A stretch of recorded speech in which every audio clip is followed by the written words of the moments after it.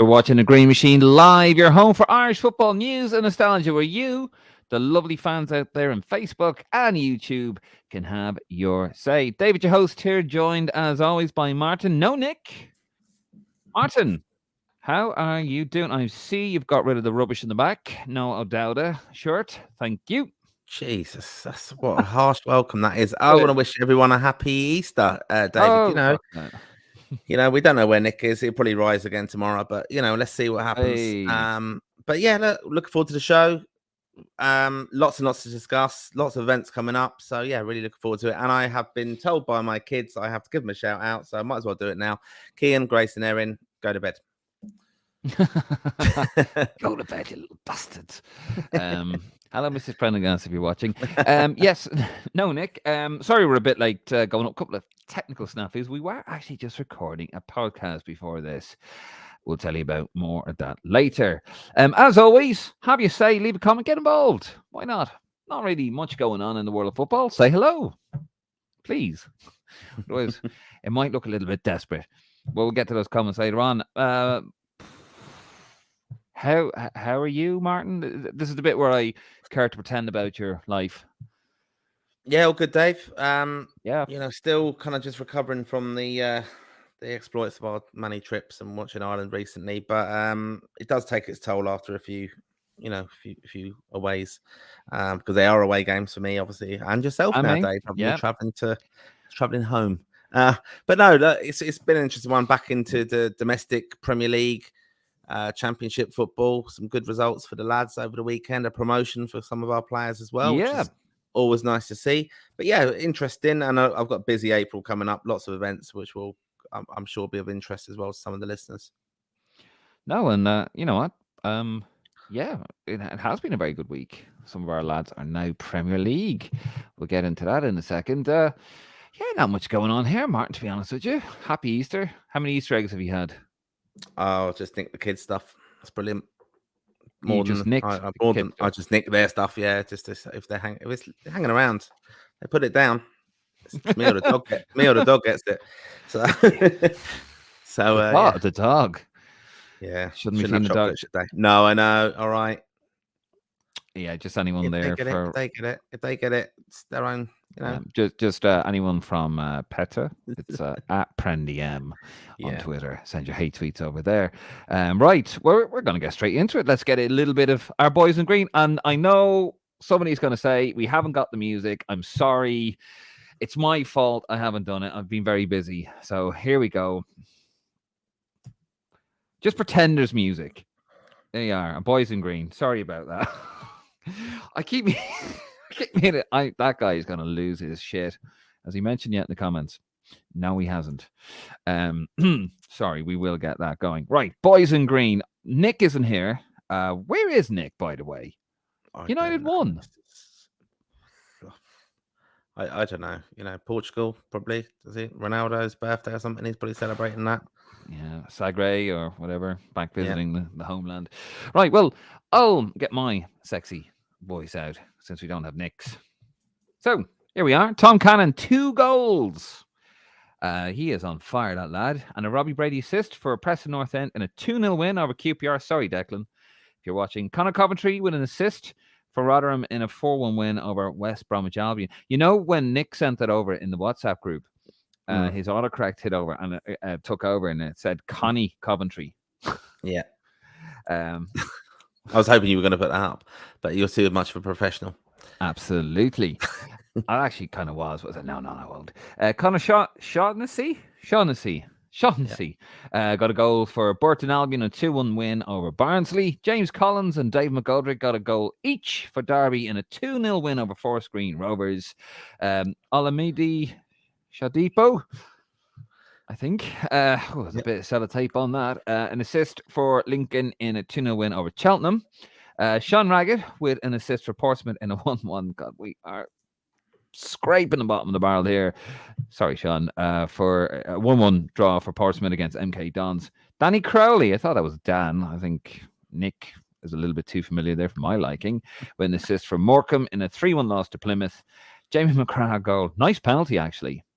For Dundee United in a 2-1 win over Hibs, and James Furlong with an assist for Motherwell in a 3-0 win against Livingston. And obviously, yes, Josh Cullen is Premier League. Fair play to him. And possibly Derek Costello and Michael Obafemi. They secured that with a 2-0 win over 2-1 win over Middlesbrough at the Riverside on Friday.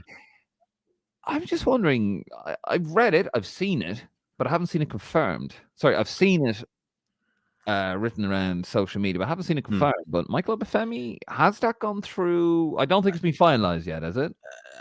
I've read that it is on Wales Online saying that's obviously, I'd imagine the information's come from Swansea then, that he has made that move permanent. And I would imagine that that's because they've obviously got promotion, and part of the deal, the loan move, would be that, they take him on a full-time contract, and, with a right to buy, basically, if he gets promotion for them. Some interesting footage on Twitter I've seen of the team bus. He's enjoying himself. I did have the pleasure of meeting Michael Obafemi at the team hotel with Ireland a few weeks ago. Great form, really nice lad. He's actually came through as underage teams around like Northwest London, so I'm familiar with some of the youth teams, and I'm all about the grassroots, as I've said before. And had a good chat with him there. But yeah, fair play to him. And I think it's I'm quite a fan of Vincent Kompany as a manager. I think he done a fantastic interview with Sky the other night, where actually Keith Andrews, our assistant manager, was the pundit as well, chatting away to him.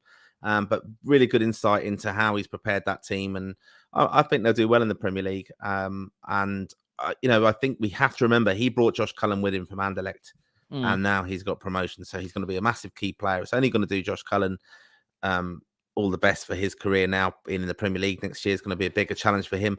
Obafemi, I've seen some people kind of been quite scathing, saying, well, he hasn't even played for Burnley.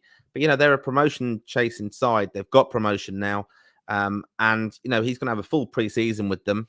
I think he's got the ability to play in the Premier League, and I hope he does really well with them. And I can't see it that, he's going to be back in the Championship next year, as some people are saying. I mean, why we want our players to fail, I don't know. And just off topic, well, not off topic a little bit, I think notable from that list that was excellently compiled by Nick and read by you. I think it's interesting to know that David McGoldrick, that was his 20th goal this season.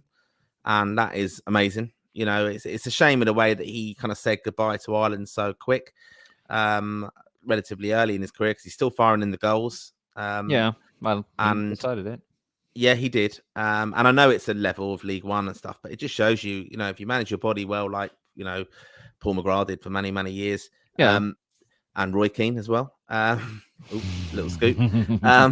But they, you can just kind of get every kind of ounce out of your career. And I think fair play to him doing that.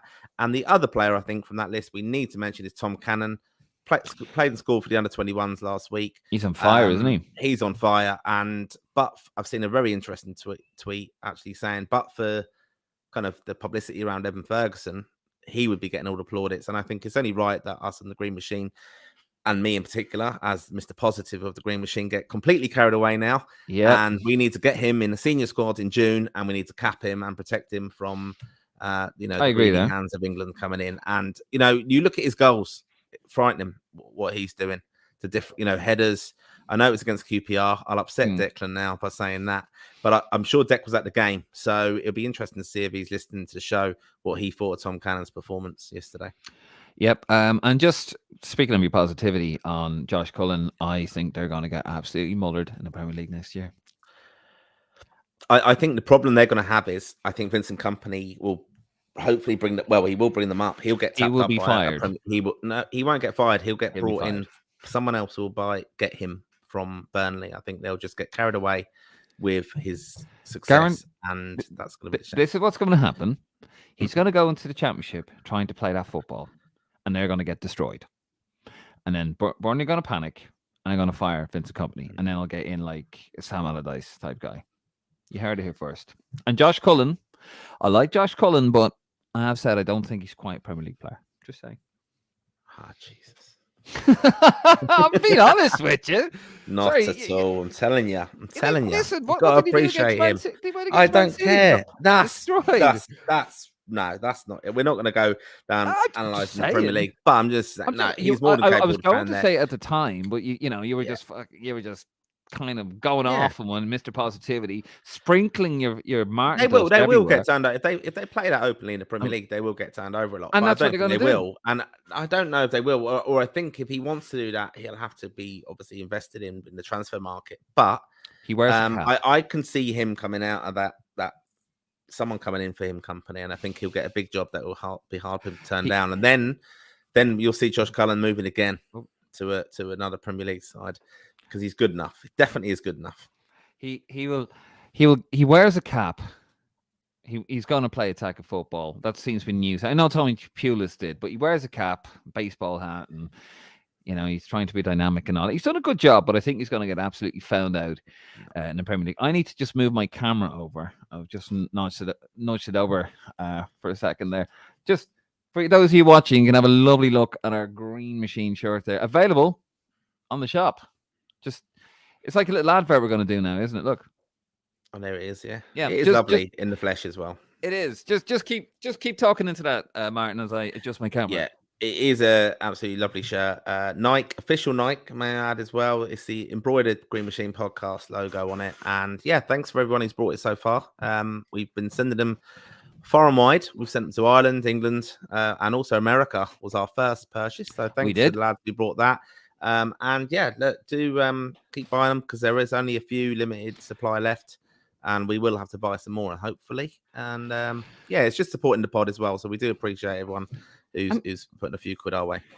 And I have to say this, right? I mean, a lot of people have bought it and they've been quite positive about it, but I have to admit, some of the guys on there have just been incredible, haven't they? In terms of begrudgery. A few comments we've had to take off. You know who you are if you're watching. Yeah, look, you're always going to get that. Look, you're always going to get that, aren't you? And like we do the pod for the fans, by the fans in a sense, is what we all say. And we're not making millions of pounds out of anything here. We've actually put more money into doing this. It's a journey of love, I would say, for Irish football than anything. And so we do appreciate people's support and feedback, obviously, and subscribes and likes and follows on Twitter. We've had some brilliant Twitter followers this week, some high profile ones as well. Ronnie Whelan, Ian Hart, John Byrne. So Jim Beglin, I think, followed us as well, or he better He's now. Mine, Martin. You stay away from him. Jim's mine. Fantastic. We've had some fantastic interaction with. We have. And I think. Again, we mentioned the Confederation of Supporters Club. We had a great night out there, meeting, Irish legends as well. Lots of fans, lovely things to say about the podcast. Absolutely. And we have some podcast badges coming out soon as well. So, yeah, thanks for everyone for their support. It is appreciated. It's all there. So another shameless plug. There it is. It's available £40, €45, free delivery, anywhere in the world. Come on. What are you waiting for? Look at it. It's lovely. Martin's wearing it. Martin, go on. Shows you.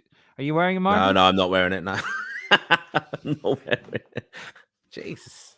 But it just shows you. It looks like I'm wearing it because it's the same green. I have it here in the corner here somewhere. Oh, Christ.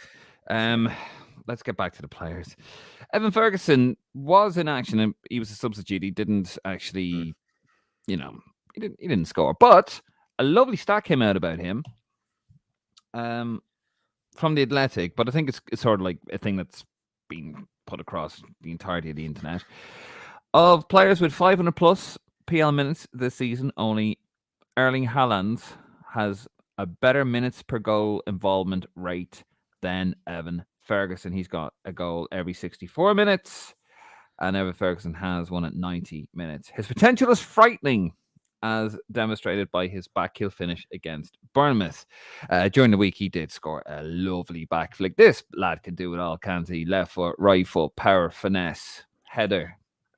Yeah, he's raw, but he's phenomenal. He's raw. I got carried away, and I'm not going to be ashamed to say I think he's the future for us. And I did actually post this week a video of him talking about that stat, and I think it's nice actually to to kind of promote our players. Some of our managers have been saying that for a long time. Our coaches and saying, for a long time, it's easy to slag people off and especially when they're very young. And I know he's 18, but I mean, the stats incredible. I mean, we're comparing him to that, like, it's fair play. You're comparing him to like a middle level kind of Norwegian striker struggling a little bit. But you know, I think he is the real deal. And I think I compared it this week to when Robbie Keane famously came into the senior squad, like was saying, where's Aldridge, where's Quinn? You know, that's the ambition of the lad. And I don't think we have that with Evan Ferguson because you just see him grounded. Stephen Kenny spoke really highly of him, saying when he came in, nothing phased him, did the training drills, did the finishing drills, was just amazing technically. And we're seeing that in the Premier League. And I think it's lovely St. Kevin's boys where we come through have also posted some amazing videos of him playing years ago, scoring very similar goals to what he's doing now at the very, very top level. No, absolutely. I just had to come across there, Martin. I've just seen something interesting in the comments. By the way, you guys watching, Dan and John, we will get your comments in a minute, but I just have to come across here. We're going to talk about the women's team now, and I want to dedicate this. I want to dedicate talking about the women's football team to a very special guest who's commented there, a very special commentator. Guess who it is, Martin? Guess who's actually worked out how to use a stream? Brilliant. I don't know. Should we credit? Mr. Neil Dewson. There we go. How are you, Neil? How are you? You just sit back and relax, pal. We're going to talk all women's football because this man loves women's football. Doesn't he, Martin? Yeah, I mean, look, that's where we do the podcast. Look, I think we'd have to focus on the women's football. I thought that was a fantastic performance yesterday against the USA, a top team in international women's football for many, many years. World Cup winners, really good side. And, you know, Ireland, we're trying to get to that level. Vera Pauw's very, very honest with the women's game in Ireland and where they need to be to develop. And you look at the story of that. I know it won't be popular with Neil, but if you look back at, you know, where we've come from, I think even, you know, we've competed against, you know, some of the men's academy teams and things like that. And it's because that's the starting point of women's football. I mean, the challenges the girls have faced to even get there is incredible. And it's just going to get bigger. Whether you like it or not, it's just getting bigger in the world, right? So you've just got to get on with it.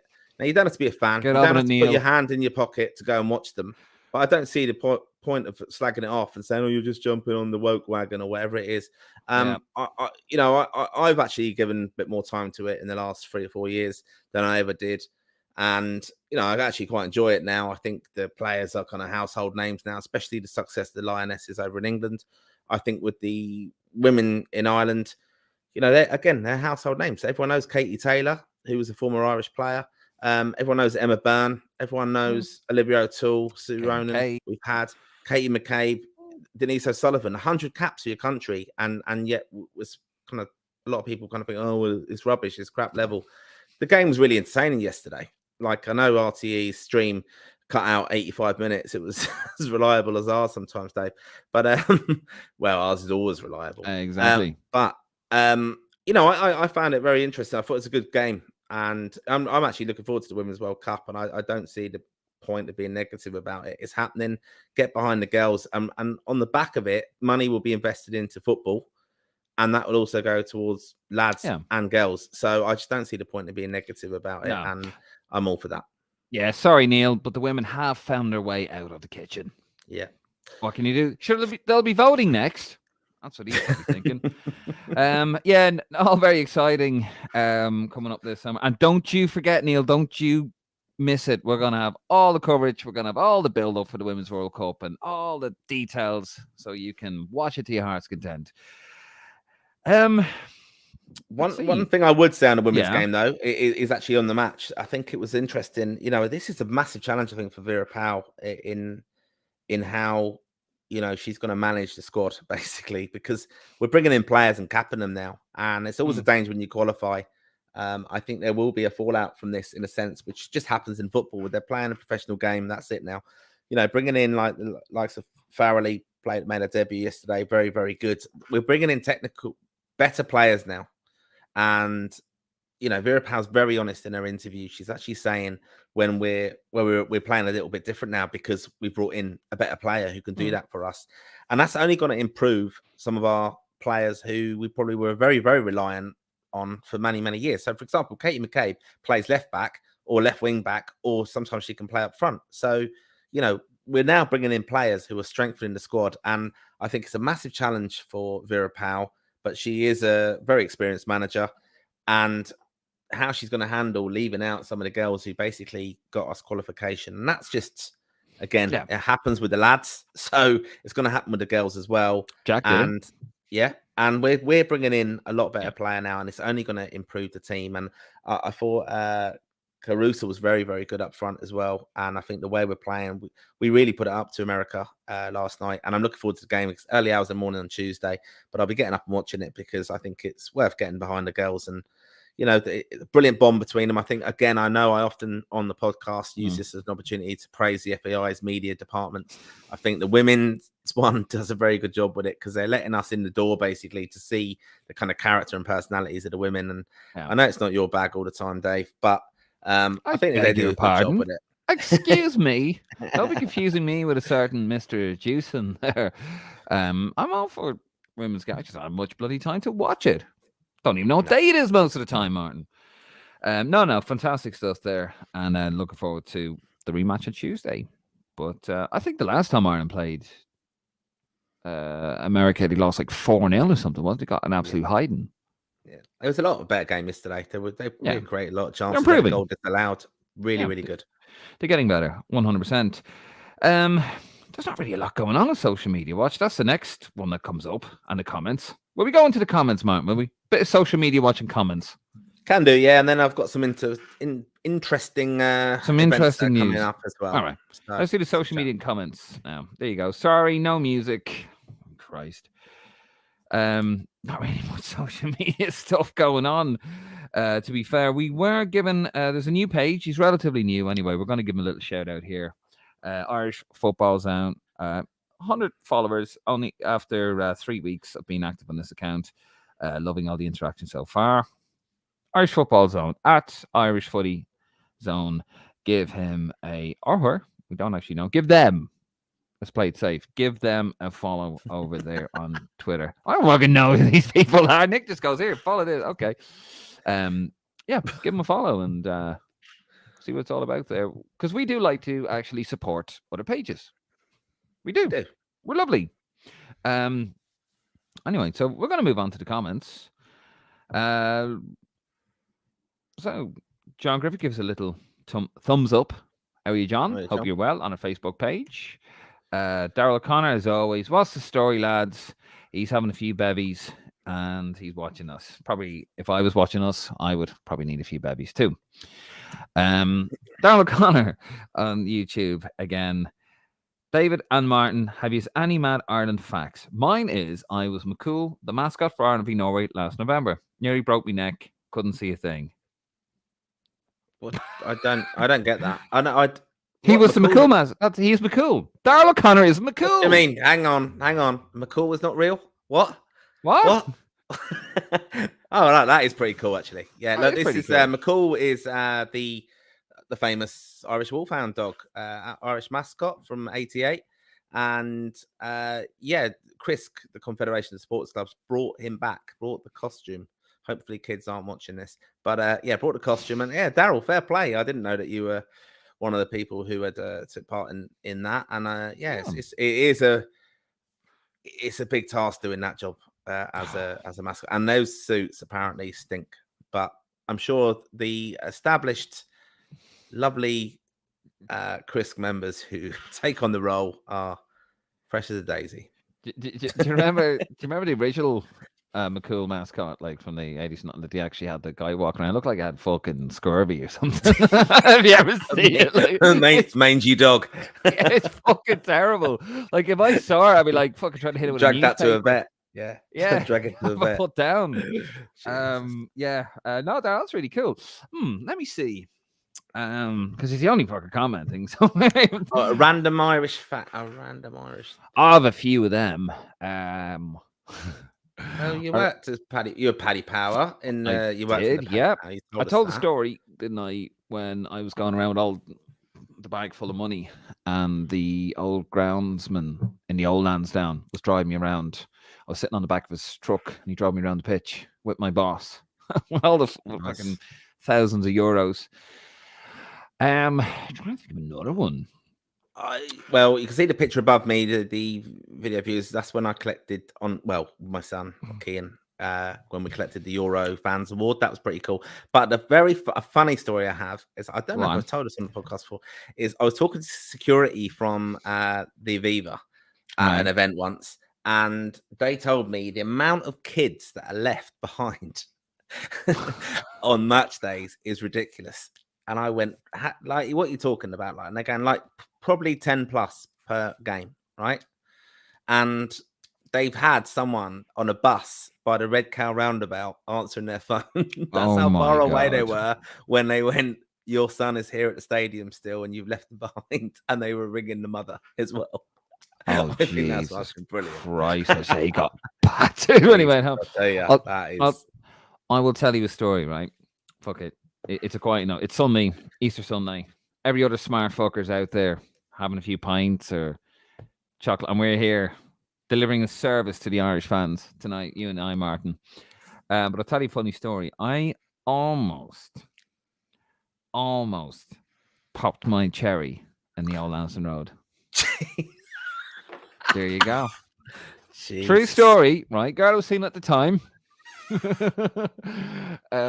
was a mad fucker, actually.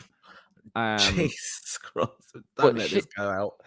No, I won't tell that story. It never happened. Yeah, it never happened. That story. Jesus. No. You know, honestly, like, all it was that she was sort of hinting at it, going into the toilet. I was like, "What, really?" And she was kind of dragging me in, and this older steward kind of saw it looking awry and kind of stood there staring at us by the toilets, and we ended up going the other way. But yeah, almost happened.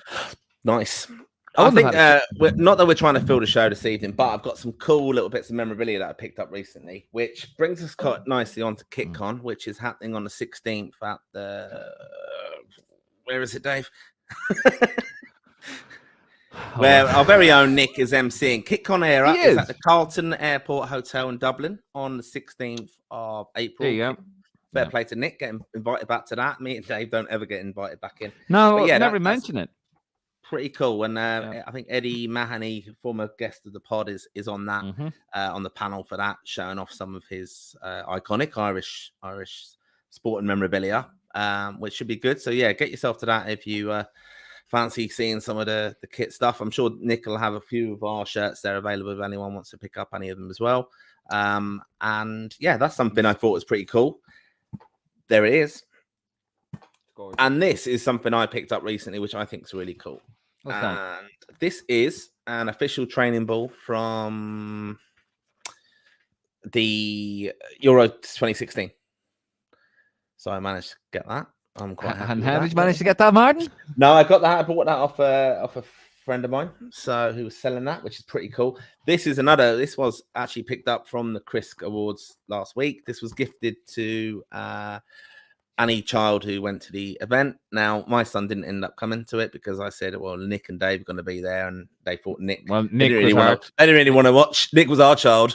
He was, and he didn't really watch. But that's signed by the whole squad. And what I like about this is if you can kind of pick up, some of the lads have signed, you know, when they put numbers on their, their signatures, so we know who they are. So, for example, 13.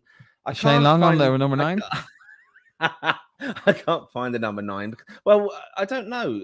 Is he number? I don't know who number 9 is. Yeah. But I thought that was pretty cool. And then this is another really random one. When I was over a few weeks ago for the Ireland game, and I went to the Crisk Awards, and then the next day I went back down to Kilkenny, and I went to the league semi-final, Cork versus Kilkenny, and very strangely, the umpire for the match was, I think I said this as well before, was a member of Supporters Club, our London branch, Eddie Leonard.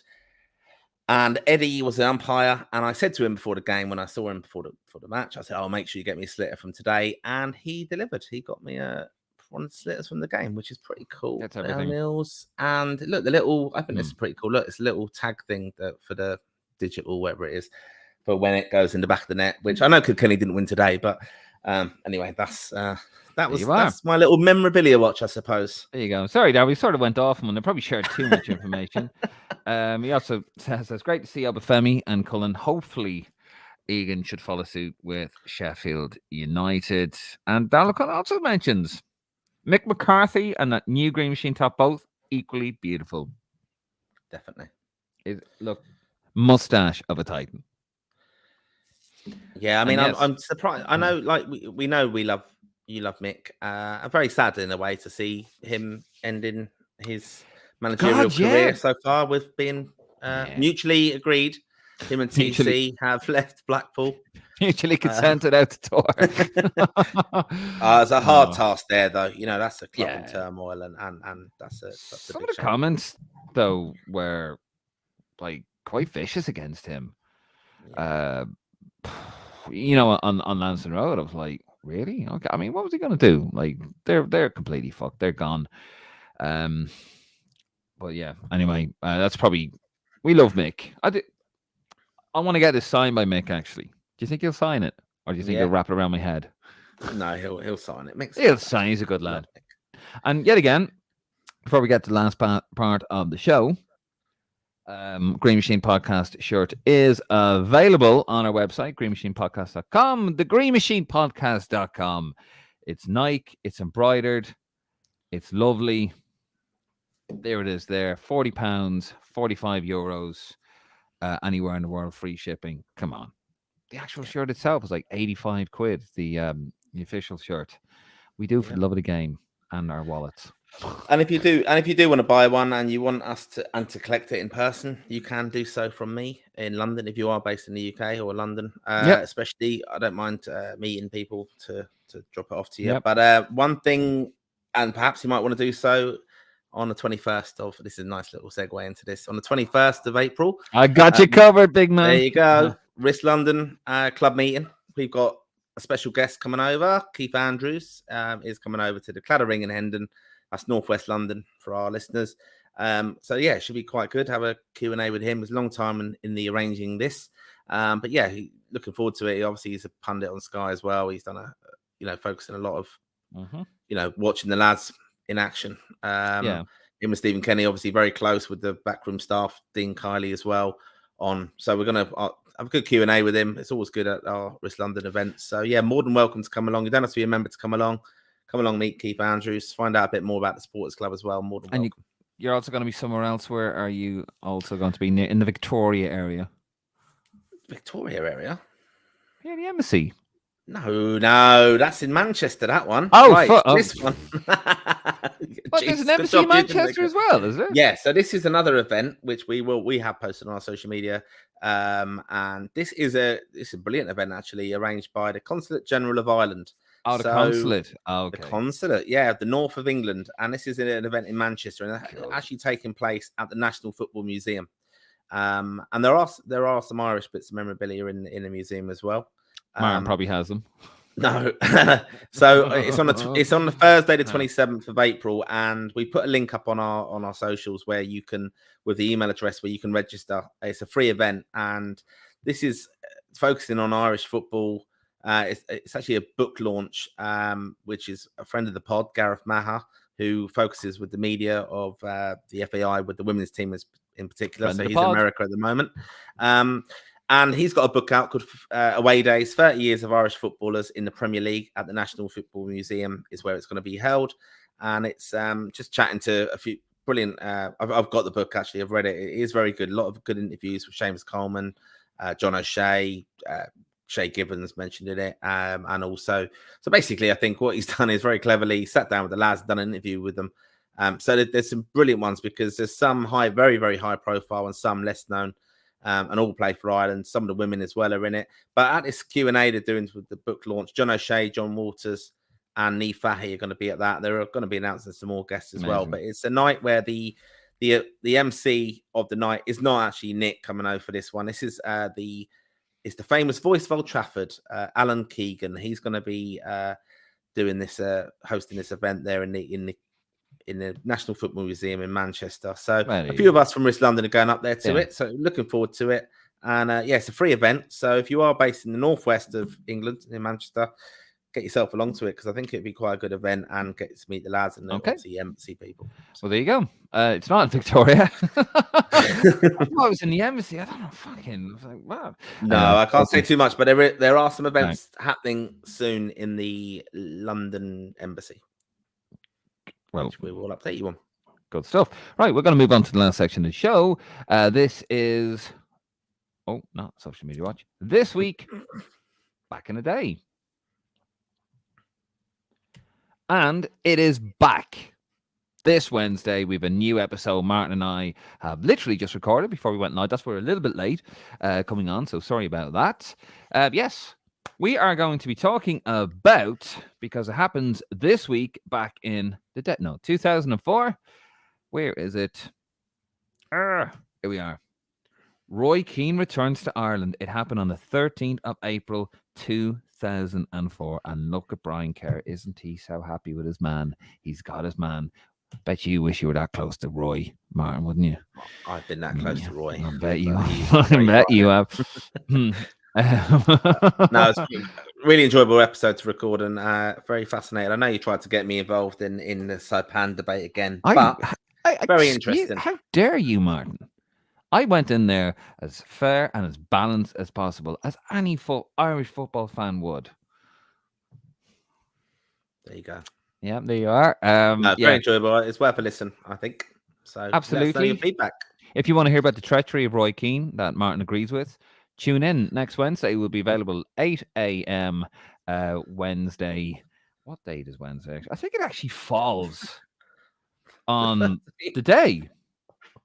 No, it's the 12th. It'll be released on the 12th, Wednesday, the 12th of April, about that particular event. On the 13th of April, we will go through his checkered past, not just Saipan, by the way.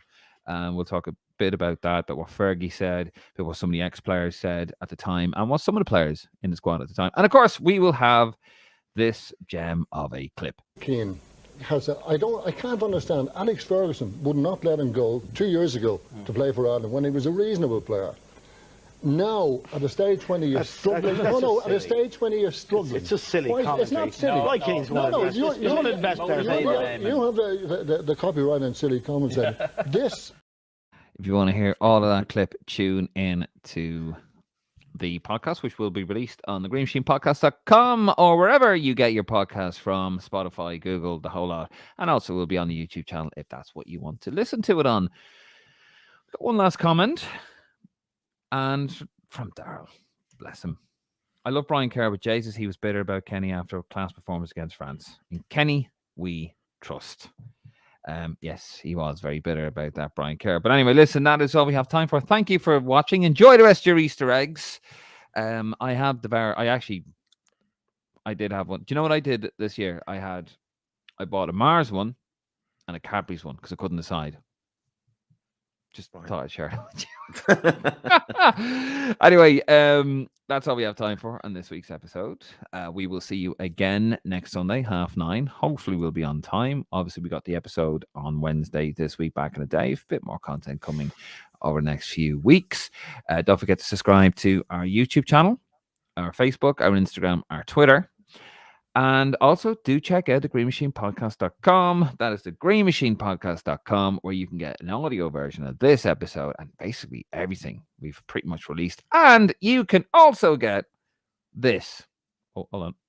Yeah, that one there. You can get a lovely shirt for £40 or €45. Free shipping anywhere in the world. Anyway, that's all we have time for, guys. Thank you very much. Martin, I suppose I should thank you as well for showing up. I guess. Yeah. And that's it. Come on, you boys in green.